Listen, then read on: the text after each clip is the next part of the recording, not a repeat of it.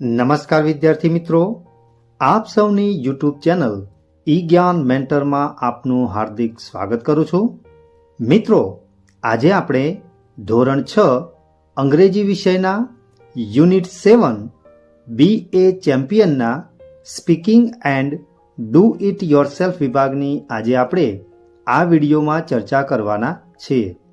Video શરૂ કરતા પહેલા જો તમે ચેનલ પર નવા હો તો ચેનલને સબસ્ક્રાઇબ કરજો અને બાજુમાં રહેલ બેલ આઇકનને પ્રેસ કરજો કે જેથી કરીને મારા નવા આવનારા વિડીયોનું નોટિફિકેશન આપના સુધી પહોંચતું રહે.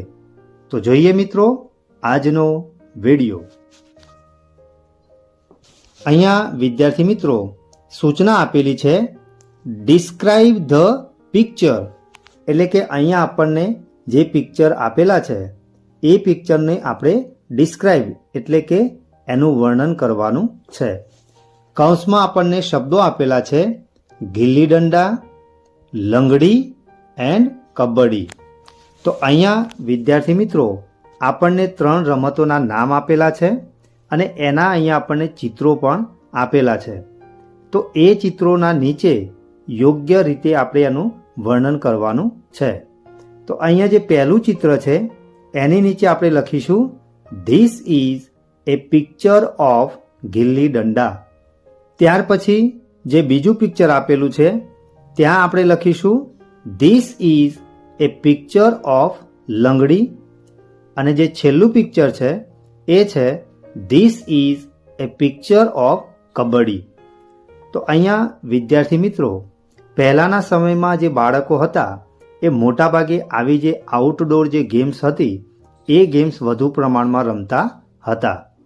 અહીંયા પહેલી જે રમત છે ગિલ્લી દંડા, એમાં એક નાનકડો લાકડાનો ટુકડો લેવાનો હોય અને એની એક મોય બનાવવાની હોય અને ત્યાર પછી બધા જ બાળકો ભેગા થઈ અને એ ગિલ્લી દંડાની રમતો રમતા હતા.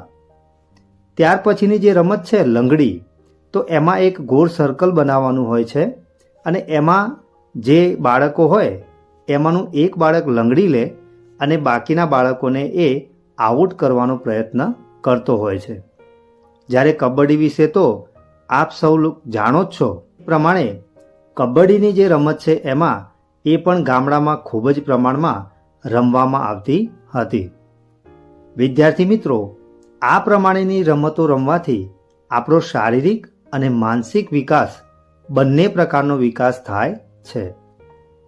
તો મારી દરેક વિદ્યાર્થીઓને વિનંતી છે કે આજના પ્રવર્તમાન સમયમાં આવા પ્રકારની રમતો રમી અને તમે પણ તમારું જે સ્વાસ્થ્ય છે એ ખૂબ જ સારું રાખી શકો છો. ત્યાર પછીની નેક્સ્ટ એક્ટિવિટી જોઈએ. Read the dialogue, make pairs and enact it. અહીંયા આપણને કેટલાક ડાયલોગ્સ આપેલા છે, એનું આપણે વાંચન કરવાનું છે. બેની જોડી બનાવવાની છે અને એને આપણે ક્લાસરૂમમાં ભજવવાના છે. Swapnil says I like kho kho very much. Do you like it? Swapnil નામનો છોકરો કહે છે કે મને ખોખોની રમત ખૂબ જ ગમે છે. તને ગમે છે? Kiaan says no I don't. કિયાને કહ્યું કે મને ગમતી નથી. But I like kabaddi very much. પરંતુ મને કબડ્ડી ખૂબ જ ગમે છે. Why do you like kho kho? તને ખોખોની રમત શા માટે ગમે છે? Swapnil says kho kho makes our body very flexible and quick. સ્વપ્નિલે કહ્યું કે આ જે ખોખોની જે રમત છે એમાં ઝડપથી દોડવું પડે છે, ત્યાર પછી એ આપણા શરીરને ખૂબ જ ફ્લેક્સિબલ અને ઝડપી બનાવે છે. કારણ કે વિદ્યાર્થી મિત્રો આ ખોખોની જે રમત છે એમાં તમારે ઝડપથી બેસવું પણ પડે અને ઝડપથી ઊભા થઈ અને જે ખેલાડી હોય એને તમારે આઉટ કરવા માટે પણ ઝડપથી દોડવું પડે. એના લીધે જે આપણું શરીર છે એ ખૂબ જ ફ્લેક્સિબલ બની જાય છે. Kiaan says yes kabaddi also makes our body very strong and mind alert. ત્યાર પછી કિયાન પણ એવું કહે છે કે સાચી વાત છે, કબડ્ડીમાં પણ એવું જ છે. એ આપણી જે બોડી છે, આપણું જે શરીર છે એને ખૂબ જ મજબૂત બનાવે છે અને આપણું જે મગજ છે એને સતત એલર્ટ રાખે છે.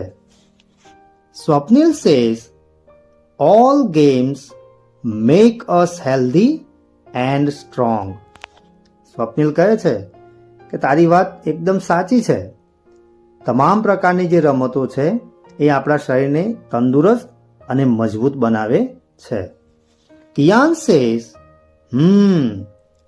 It's fun playing games. એટલે કિયાન એવું કહે છે કે હા, સાચી વાત છે, આ જે બધા જ પ્રકારની જે રમતો છે એ આપણને શારીરિક રીતે તો આનંદ આપે જ છે, પણ માનસિક રીતે પણ આપણને આનંદ આપે છે. તો વિદ્યાર્થી મિત્રો, ગામડાઓમાં અથવા તો શહેરોમાં જે પ્રમાણેની રમતો આઉટડોર રમાય છે એ તમામે તમામ પ્રકારની રમતોમાં આપણે ભાગ લેવો જોઈએ, જેના લીધે આપણું જે શરીર છે એ શરીરનો શારીરિક અને માનસિક બંને પ્રકારનો આપણો વિકાસ થાય. ત્યાર પછીની નેક્સ્ટ એક્ટિવિટી જોઈએ. અહીંયા વિદ્યાર્થી મિત્રો ડુ ઇટ યોરસેલ્ફ વિભાગમાં સૂચના આપેલી છે. Make A list of games played in your school. Make A chart displaying information about any one of these games. વિદ્યાર્થી મિત્રો, તમારી સ્કૂલમાં જે રમતો રમાય છે એનું એક તમારે લિસ્ટ બનાવવાનું છે અને ત્યાર પછી એ રમતોમાંથી કોઈ પણ એક રમત વિશેની જે ઇન્ફોર્મેશન છે, એની જે માહિતી છે, એ માહિતી તમારે તમારા શાળામાં જે ડિસ્પ્લેઇંગ બોર્ડ હોય ત્યાં તમારે એ ચાર્ટ બનાવી અને તમે દર્શાવવાનો છે. તો અહીંયા આપણે કઈ કઈ વસ્તુઓ લઈ શકીએ. તો પહેલું છે હુ પ્લેઝ ધીસ ગેમ, એટલે કે આ રમત જે છે એ કોણ રમી શકે. વેર ઇઝ ઇટ પ્લેડ, તે ક્યાં રમાય છે. Is it A team sport, એટલે કે તમે એકલા રમી શકો અથવા તો ટીમના રૂપમાં તમે રમી શકો એવી રમતો છે.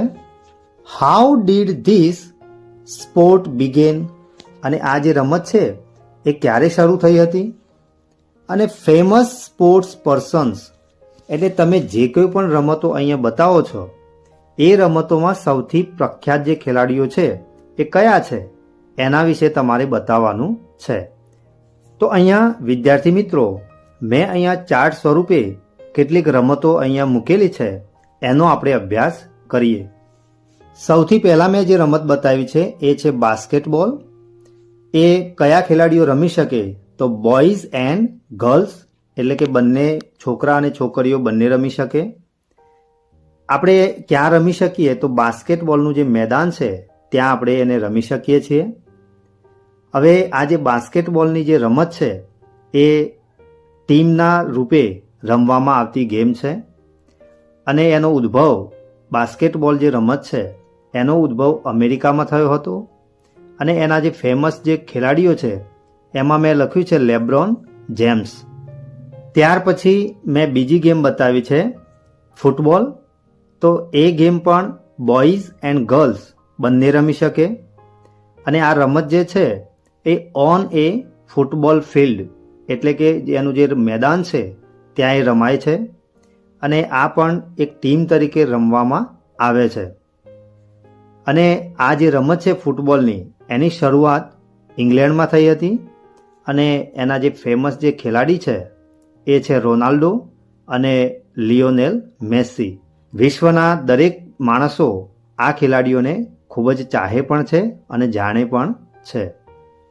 ત્યાર પછીની ગેમ લીધી છે જે વિશ્વમાં સૌથી પ્રખ્યાત અને ખૂબ જ ફેમસ પણ છે, એ છે ક્રિકેટ.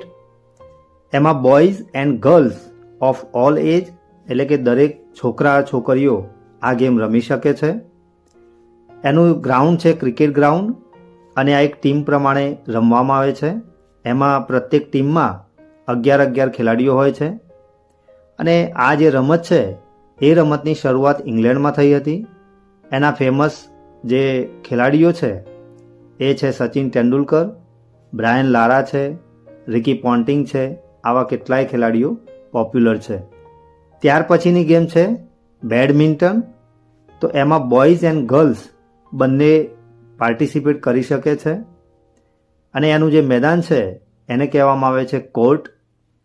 અને અહીંયા ટીમ તરીકે રમવામાં આવતી નથી, પરંતુ સિંગલ્સ અથવા તો ડબલ્સ એટલે કે સામસામે એક જ ખેલાડી હોય એ રીતે આ ગેમ રમવામાં આવે છે. અને આની શરૂઆત જે હતી એ ભારત દેશમાં થઈ હતી. એના ફેમસ ખેલાડી છે સાયના નેહવાલ અને પીવી સિદ્ધુ. ત્યાર પછીની મેં રમત લીધી છે વોલીબોલ. એમાં પણ છે બોયઝ એન્ડ ગર્લ્સ બંને ભાગ લઈ શકે છે. આ મેદાનનું નામ છે વોલીબોલ કોર્ટ. અને આ એક ટીમ રીતે રમવામાં આવે છે. અને ઓરિજિનેટેડ ઇન અમેરિકા એટલે કે એની જે શરૂઆત છે એ અમેરિકામાં થઈ હતી. એના જે ફેમસ જે ખેલાડી છે એ છે જીમી જોર્જ. અને મેં છેલ્લી રમત બતાવી છે ખોખો. એમાં બોયઝ એન્ડ ગર્લ્સ બંને ભાગ લઈ શકે છે. આ જે ખોખો જે રમત છે એનું મેદાન છે એને ખોખો ગ્રાઉન્ડ કહેવામાં આવે છે.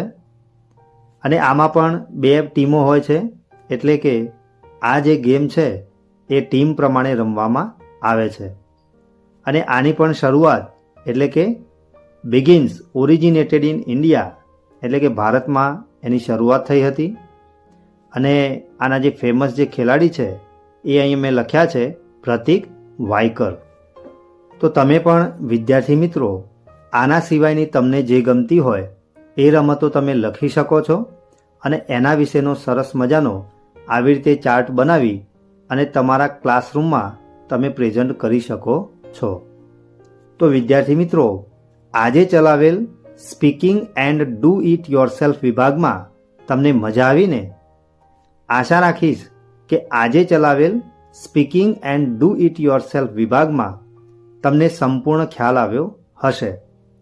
જો તમને આ વિડીયો ગમ્યો હોય તો વિડીયોને લાઈક કરજો અને શેર કરવાનું ભૂલતા નહીં. ફરી મળીશું આવા જ ઇન્ટરેસ્ટિંગ ટોપિક સાથે. ધન્યવાદ.